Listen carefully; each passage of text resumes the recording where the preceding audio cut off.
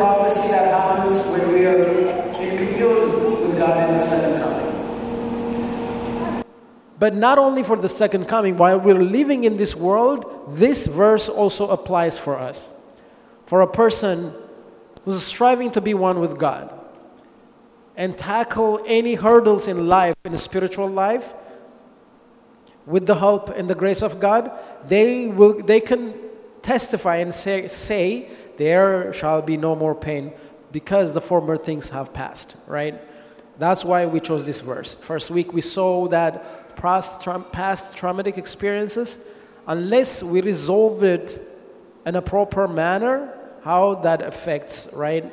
And as a human, we have two portions, the conscious and the subconscious, right? So we discussed how our subconscious perceive things, and as a human, we need to master of things that happen to us, or we need to make sense of it. If that's not the case, that how it kind of lingers in our life and it affects us in a present time. And when we talk about past traumatic experience, we're talking about where we're talking about is abuse in different, phases, verbal, emotional, and all of those. We talked about the unexpected death and love of loved ones, serious incidents in life, divorce, toxic work environment, toxic relationship, domestic violence, loss of normal or safe home life, and so on. We talked about all this includes in this discussion. Now, the first week, when we conclude, the last thing that we talked about is, in order to address it and triumph over it, to overcome it, the first thing that is needed is a desire. We explained everything. And if we couldn't get a lot of things from the sermon, at least one thing on the first week that we say at the end is a desire. The problem that we have is we want to know, but we don't have a desire to change. We get it, we understand it, we research about it, but that desire to actually take one step of changing, that's the hardest thing. So we talked about that. We need the desire. Second week, first thing what we talked about is the desire does not mean the desire to be healed. Of course, that comes later. We talked about is the desire to know the reason why we're struggling in things, why we are in this vicious cycle. But what we say, if you remember, in the second week is we don't want to know about that. We just want the healing. We just want that quick fix to be healed. So we covered that different things in our life, or what becomes impediments of our past in our day-to-day life. Three main things that would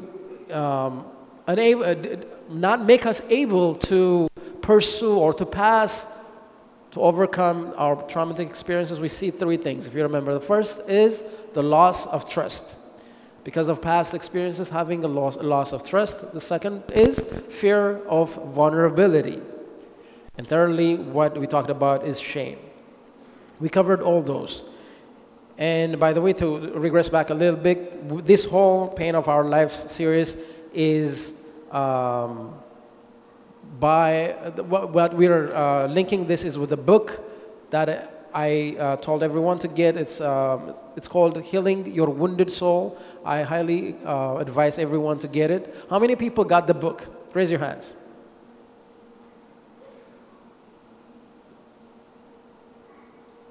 Okay. How many people start reading it? Okay. Because I also had a habit sometimes of getting books, organize it on the shelf, but not reading it, right? So I'm glad you started. I hope that really it really helps, right? Now, the third week is those, for example, the three things that we saw, the fear of vulnerability, loss of trust, and shame. How is it projected in our day-to-day life? How it's going to be shown, in what way, right? That's what the third week that we're going to cover. So the title is How the Past Colors, or How the Past is visible or seen in the present That's what we're seeing. So how the past comes out in the present. How the past comes out in the present. And as I always do in the past 2 weeks, we're going to read today a very short letter. It's not long, it's very short. But I think it addresses most of us. It's a text. It says like this. Hey man, I don't know how to explain this, but I really need to talk. I've been feeling like I'm stuck in this cycle and I'm not sure how to get out of it. I've been drinking more than I should lately, and I know it's not healthy, but it's the only way I can stop my mind from spiraling. Every time I get close to someone, it's like I start sabotaging things without even realizing it. I had a fight with Jess last night over something stupid, but it feels like she was judging me or ready to leave me, just like Sarah did. I know it's not fair to Jess, but whenever she says something critical, it's like I'm back in that place where I'm never good enough. With Sarah, everything was a mind game. She'd go cold, disappear for days, and then come back like nothing happened. I'm terrified of being alone, abandoned again.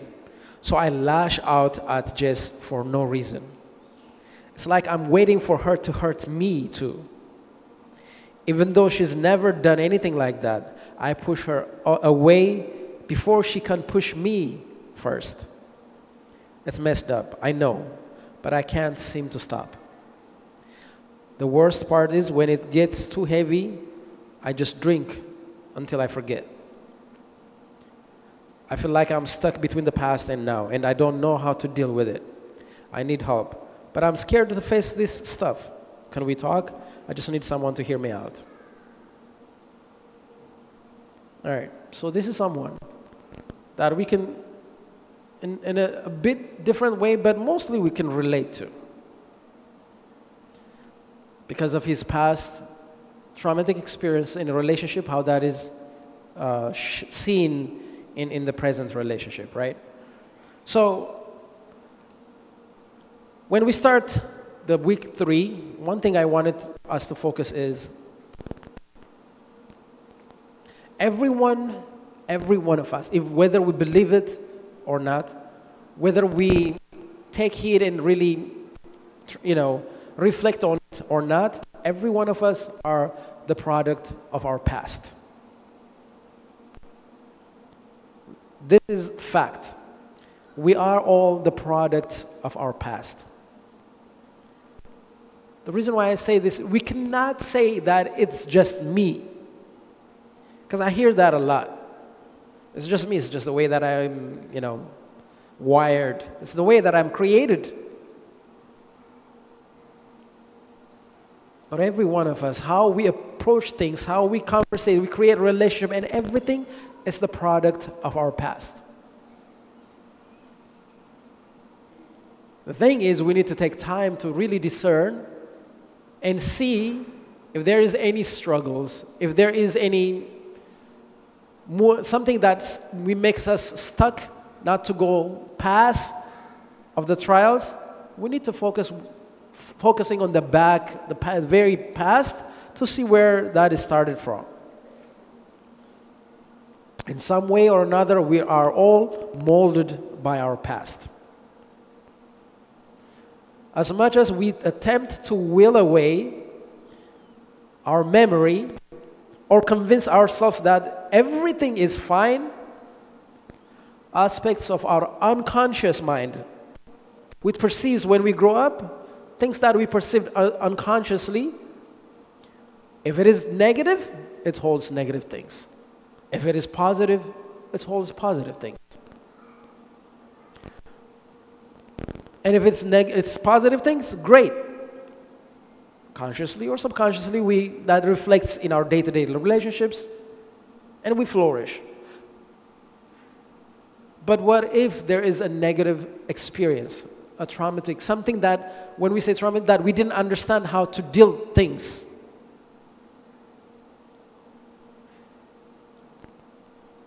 So when we have that, what's going to happen is, in some way, shape, or form, it's going to come out in the present. In some way, shape, or form.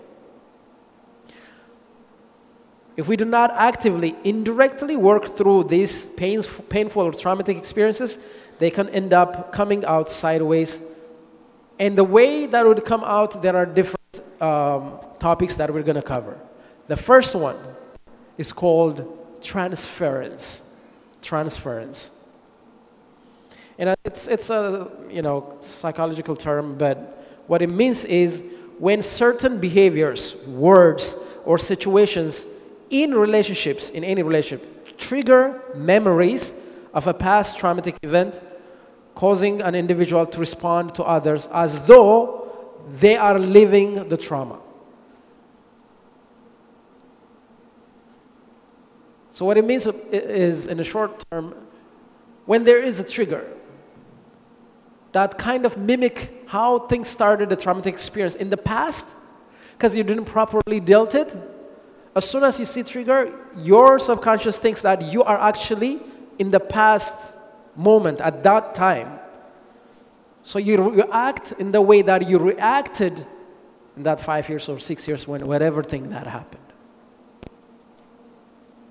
There is a PhD psychology person, her name is Diane Dayton, I think. So she said it in this way. Transference means layering, you can put it there, layering, I don't think I have that. Layering yesterday's pain into today's relationship. Layering yesterday's pain into today's relationship. And a best example, even though it sounds a little bit silly, very best example that I can give you about what transference means is nothing short than I'm going to show you a video, a TikTok video, and you'll understand what I mean. Can you run the video, the first video? No, hold your glove up, continue. Let it start fighting. Oh, look at that. Right, no good Yeah, couldn't you keep me fast as fuck? Get the fuck. fight. John, be careful. I hope you've got that money. That's good. Have you ever, guys, had a chance to play the VR?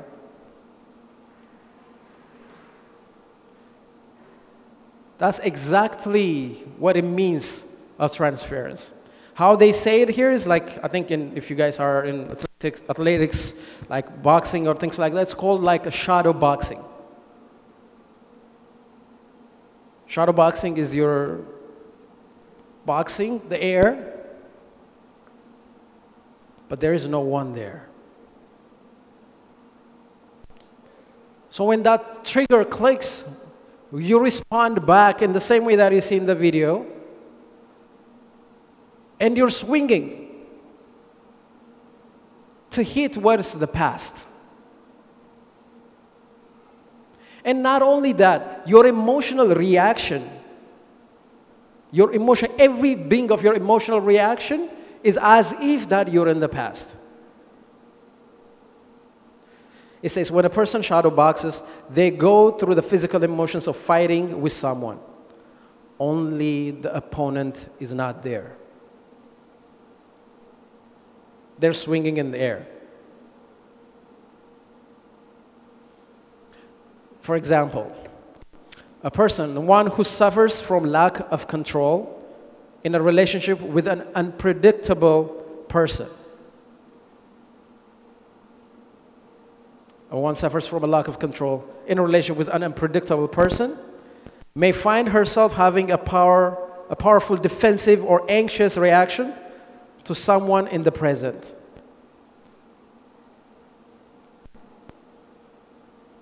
All those unresolved emotions from the past suddenly well up and cloud our judgment, our thinking, our perception.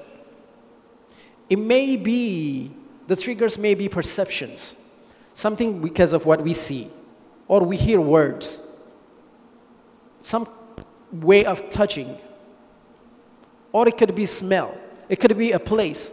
When that triggers, the way that we respond to it is as if we are in the past.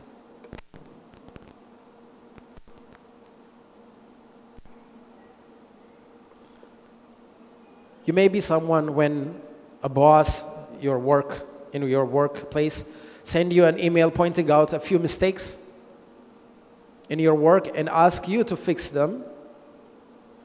Maybe the tone of the email really makes you anxious, right? Make you feel maybe in the way that where your parents scold you or kind of punish you when you were young. And you feel anxious, overly guilty. And it may be just a normal email of like, okay, it's fixed. Maybe someone in your relationship is late. The way that you respond to that.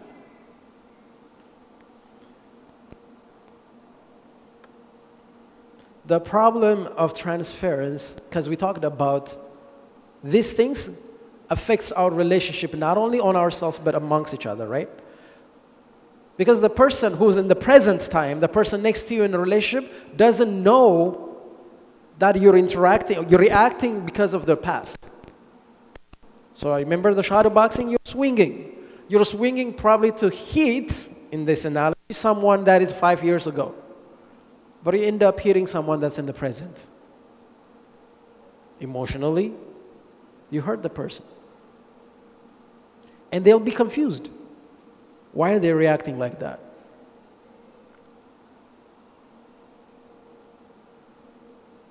So transference is one of the ways that all those traumatic experiences is projected in the present time.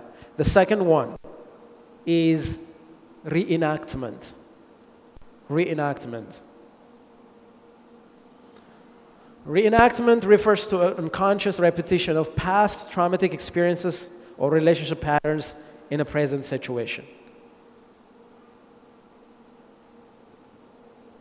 This is very, very, I've seen this multiple times in people. Individuals may unknowingly recreate elements of prior events. There is a relational, behavioral, or emotional reenactment. I'll give you just a brief example. I want you also to read it in the book and a little bit of research about it. But I can give you an example. And this is, I think, a normal word in a secular world relationship about a lady, like a girl and a boy. And sometimes we, who's affected in traumatic experience in the family, especially females, in a relationship, some way we call them who have a problem, a girl that has daddy issues. Never heard of that? Someone that has a daddy issue? What does that mean? We think we're just, saying things, but like this is very important. A person who we regard that has that behavior, every time inclines to have reenacted the same relationship with a significant other. Right? To incline someone who's like a fatherly image.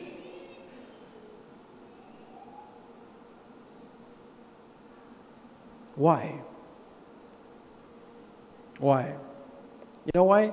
Because that's what she knows is easily to align herself with. She knows that emotion. She knows that it's not right. She knows that it's detrimental. But it's familiar.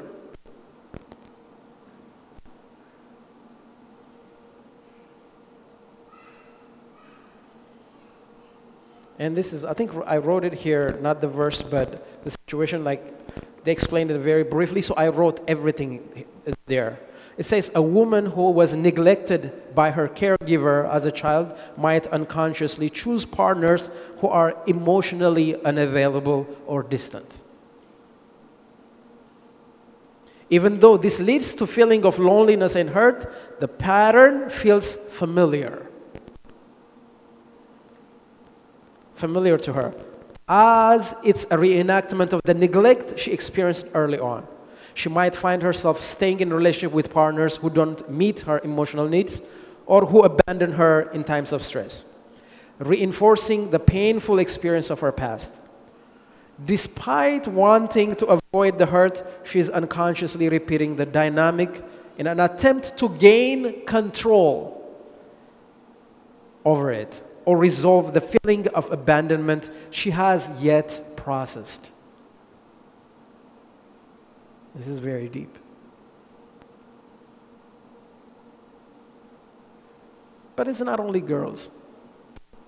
Guys, we have a problem kind of similar to. I can give you an example. I didn't write it there, but it says, a man whose father was highly demanding, never satisfied, and often emotionally or verbally abusive, might find himself repeatedly choosing bosses or mentors who exhibit similar traits.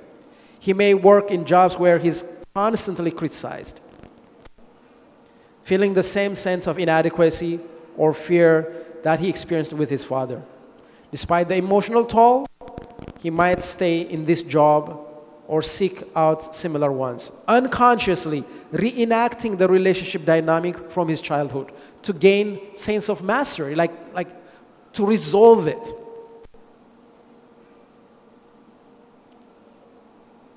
Is there a biblical story similar to this?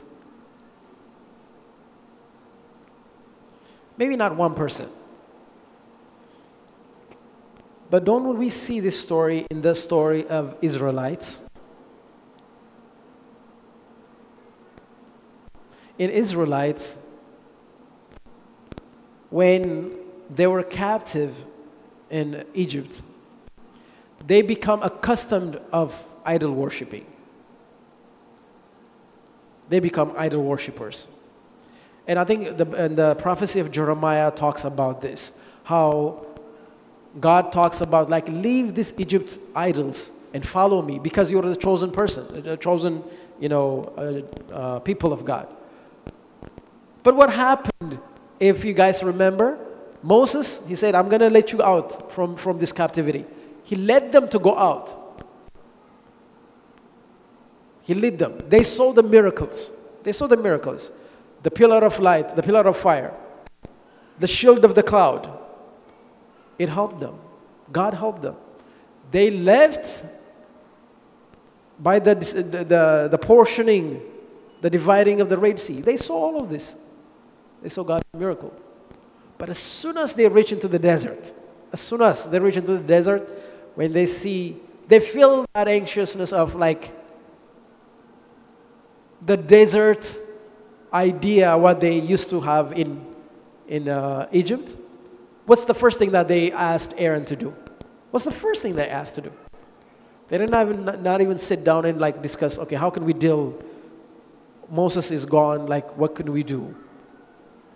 The first thing that comes to their mind is, let's create an idol. Let's create the calf. Why? Like, it's a repetitious behavior, right? So reenactment is one of the ways that it projects in our life. Third is what we call, actually the definition is projection. Projection is a defense mechanism in which an individual unconsciously attributes their own unacceptable thoughts, feelings, or desires to someone else.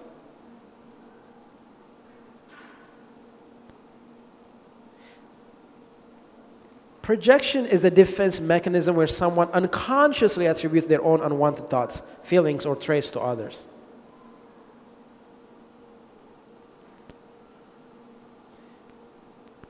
What projection means is something that we lack, something that we're anxious about ourselves because of any traumatic experience, right? Like someone who need to grow up, for example, are called, and I think it's unfortunately to some extent common in our community, someone who's been called, like, you're fat, right? You're fat. And why don't you lose? Like, you've been, and being constantly verbally, like, without, like it may be subtly or it may be like upfront. When they grow up, that person, because that is an abuse, a traumatic effect, negative effect in their life. Maybe the way that he did, because since they're young, they didn't process it. So they'll become a little bit of a joker and calling people, hey, why are you fat? Or in some way, they're projecting of what they are insecure about to others. That's why, by the way, a lot of what we call, I think there's a new slang words, I'm sure, but I heard, like, I think 4 or 5 years ago, it's called trolling, right? Trolling someone. And we think that it's okay. We think it's just fun. Just calling someone, like we're making a joke about it. And it's just life, haha. But mostly, like I've seen this, like I was the first evidence in when I was teaching long time ago. People that are like, to become like, they want to be jokers and like make fun on people, there is something that is undealt in their life. For them, that's an easier way to lay it out to people so that people are not focusing on their shortcomings. And without knowing it, they're hurting people. You know, I'm just, trolling and saying stuff about this person, right? And the other person, the victim, might laugh. They might say like, ha, ha, ha, ha, yeah. But deep down, he's broken. She's broken. So projection could be subtle in a joking way, or it could be upfront.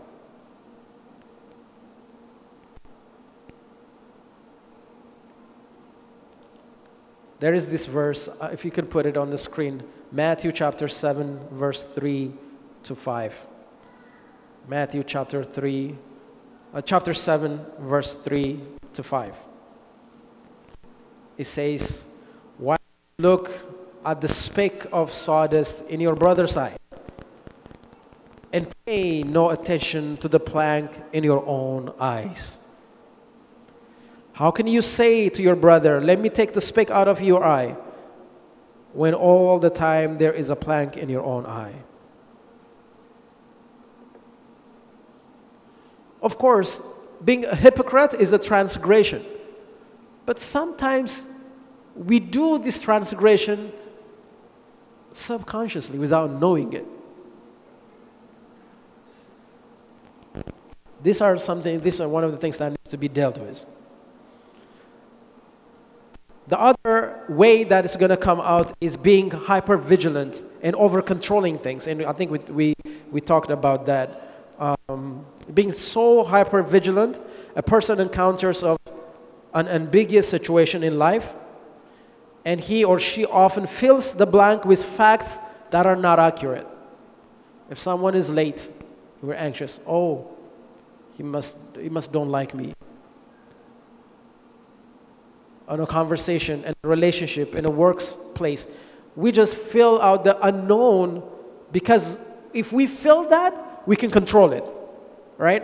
When we say like, he did these things because maybe it's this.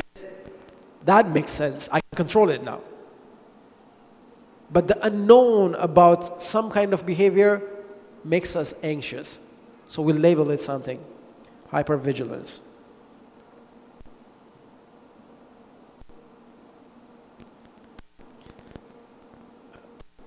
All right. There is 2 points, and then I'll conclude. One of the other things I'm actually wanted us to talk about is something that is called splitting. Something that is called splitting.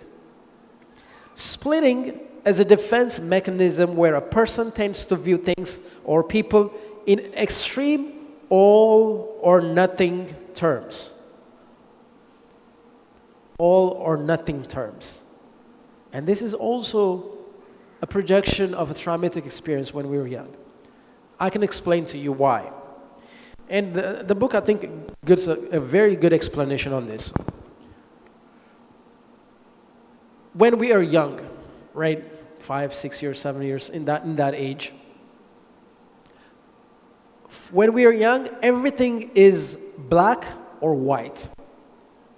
Black or white. What do I mean by that? So when we teach kids, right, something like bad, or something, let's say, I wouldn't say bad, something that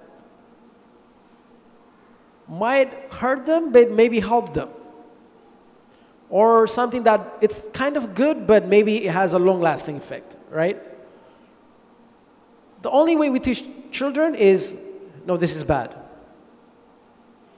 or this is not good, or this is good. That's the way we instruct children.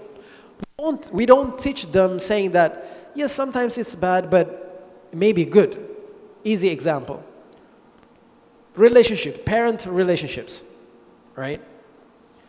And it's unfortunate that we're living in this world and there's a lot of, divorces or breakups, right? So for a kid, like there's, I mentioned that last time, irreconcilable differences, right? You remember the first time when we read the first week of the letter? Irreconcilable differences. What does that mean for a kid? Right? For the kid, okay, someone must be bad for this to happen. Right? They wouldn't get like, okay, maybe they're bad, but then maybe they repented, they asked forgiveness, and then things go, like they don't know, there's no middle ground. Something must be bad or something must be good. So in that mindset, when we were young, if some traumatic experience happened, the only way we make sense out of it is either we label it good or bad. So when we label it bad, okay, something bad has happened, that's why. And there's no one bad. For example, parents, all good. Because that's how I grow, I learn, parents are good. Right?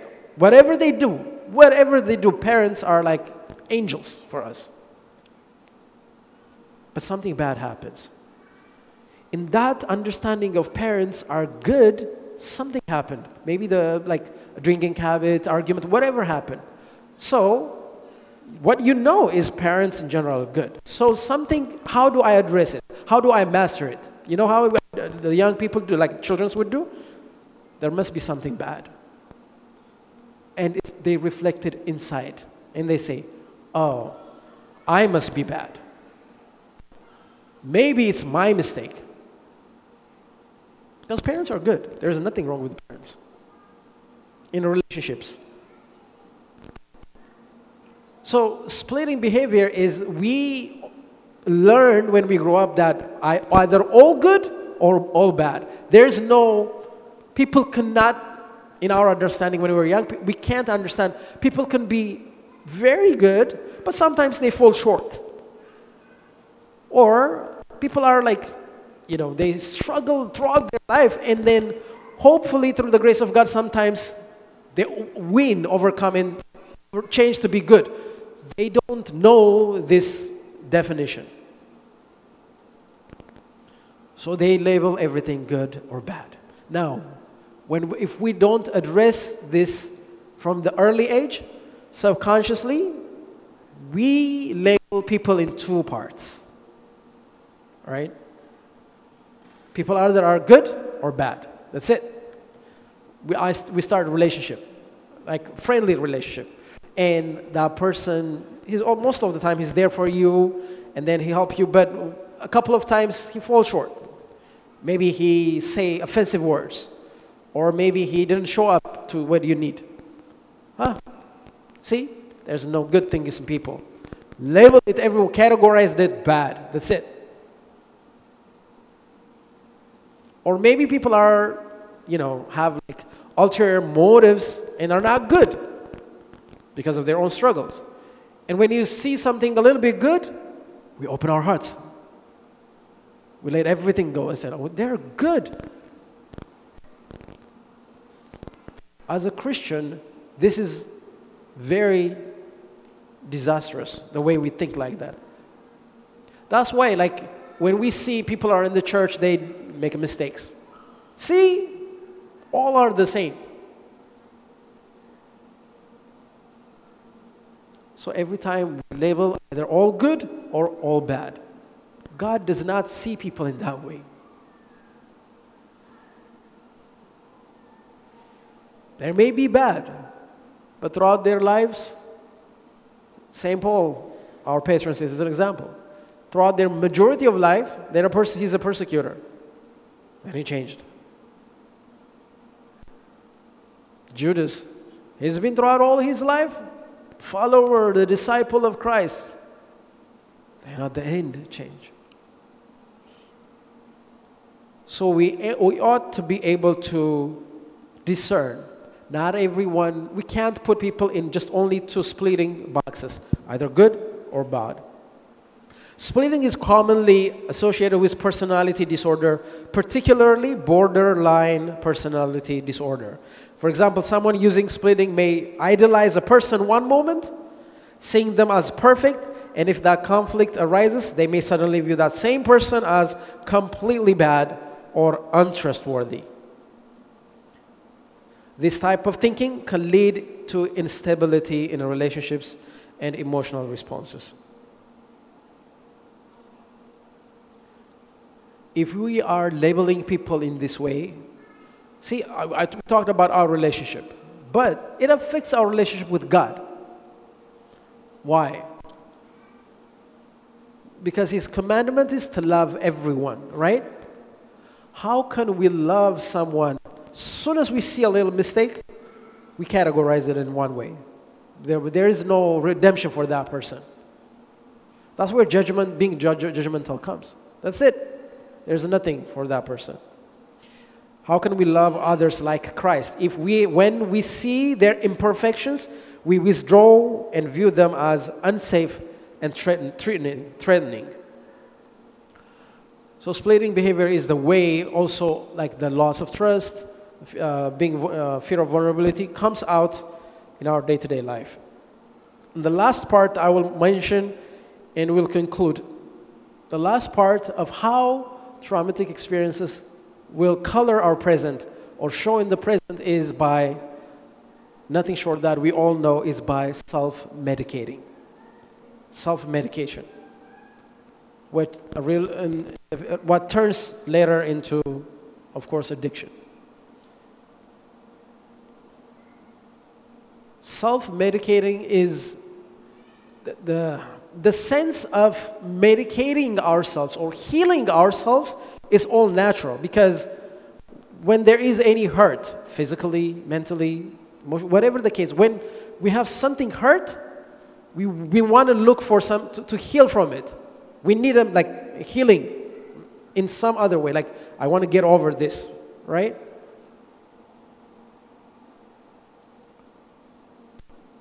But instead of taking time, we want that quick, as I mentioned, fix of like to overcome things.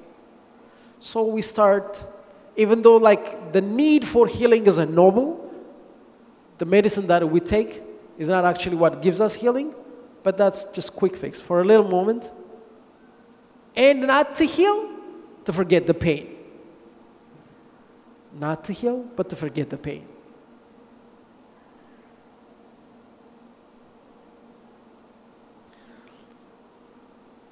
I'm going to give a couple of examples that we don't see. All the others, like being alcoholic and everything, we know all of those, self-medications.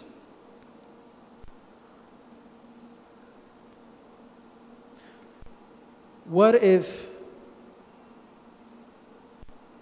binge watching? Have we ever thought that it's self-medicating?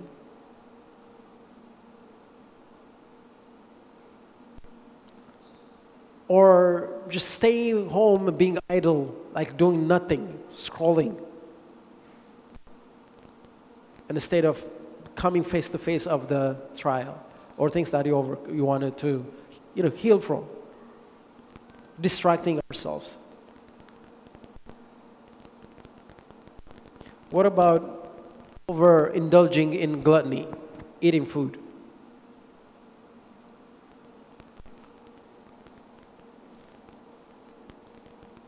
So all these things that we think that are not, like they're subtle, but also know that these are also self-medicating us. That means trying to forget the reality. But it turns out that does not solve of the traumatic experiences or heal from the source, right? So these are the ways that reflects in our day-to-day life. Now, before I conclude, I'm going to show you one video. Most of you probably saw it, but I think it's very important, of what self-medicating means in a video. But next week, God willing, we're going to start of what does it look like, the healing process. What does the healing process would look like? What are some things to do so that we can heal from? We'll see that next week, but I want us to see this video.